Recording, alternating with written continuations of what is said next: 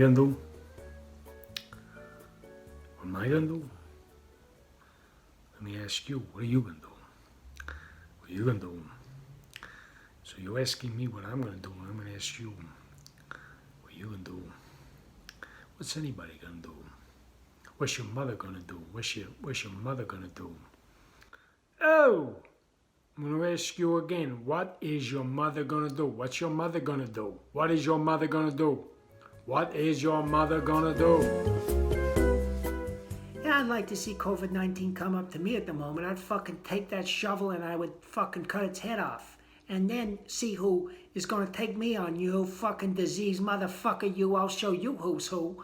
That sounded like Dr. fucking Zeus. I'll show you who's who. What am I, a rhymer? What am I, a rapper? I don't even know. Dr. Zeus could have had COVID-19. Didn't exist back then, but such is life. Why do you lick poles? What is it about you that hops on a tram? Because you hop on a tram or a train and you start to lick seats and you lick them and you sometimes smell them. What does that give you? Are you not worried about catching disease or COVID-19 or no? That's not on your radar. His response disturbed me.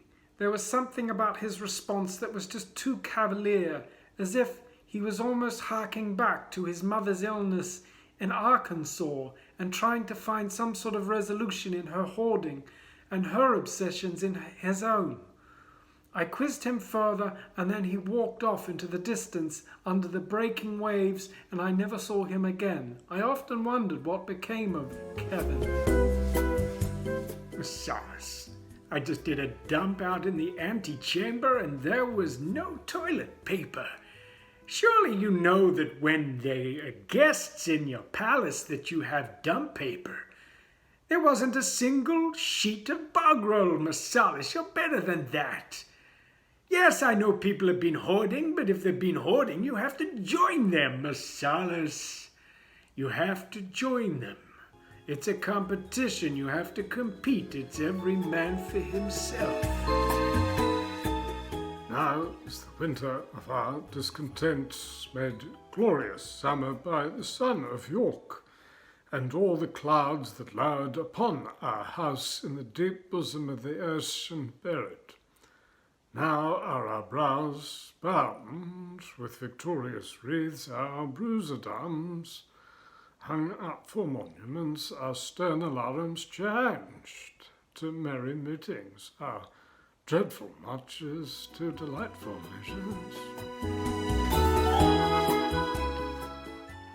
I spend most of my time at home alone, reading, playing mahjong in the sun. The other day, the doorbell rang. I thought, ding dong, the witch is dead.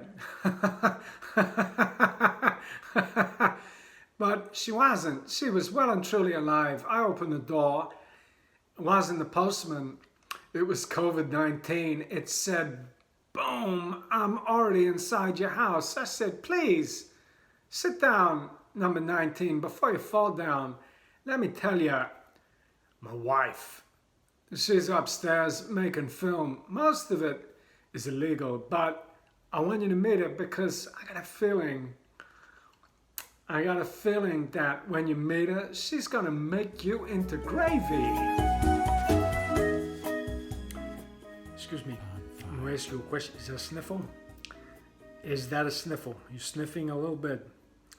Is that a cough? You got some congestion there? Because stay away. Stay back. Stay back. 1.5 meter spread. Let me tell you, that seems like a cough.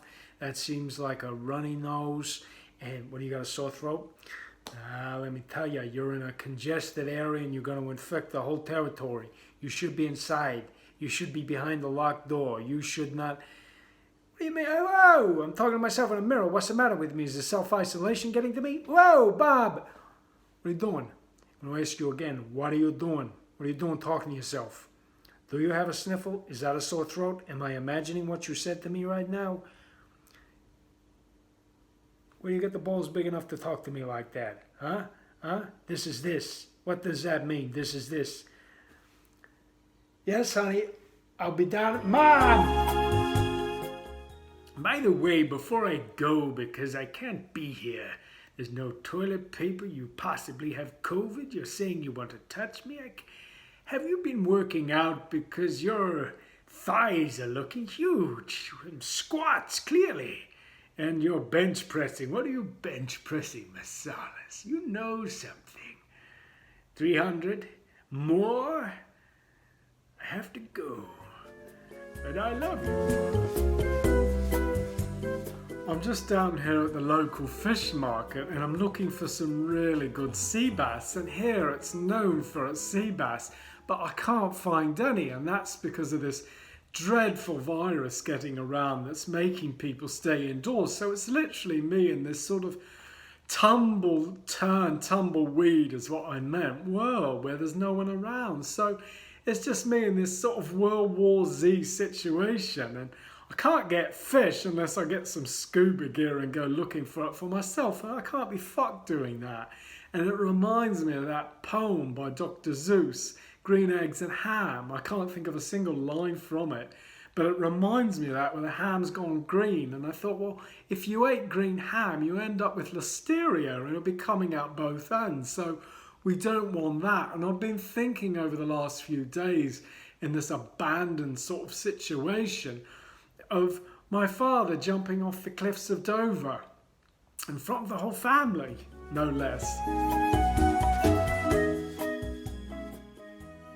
I believe inherently in the power of good and the power of evil. I believe we all have evil in us, and I believe we all have the power for good.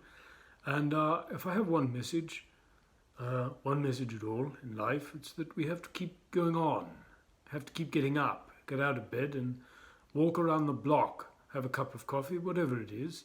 You need to get up, you need to keep going.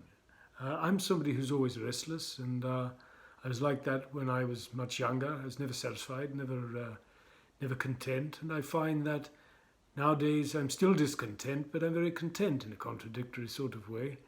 And I don't believe in Santa Claus, and I never will.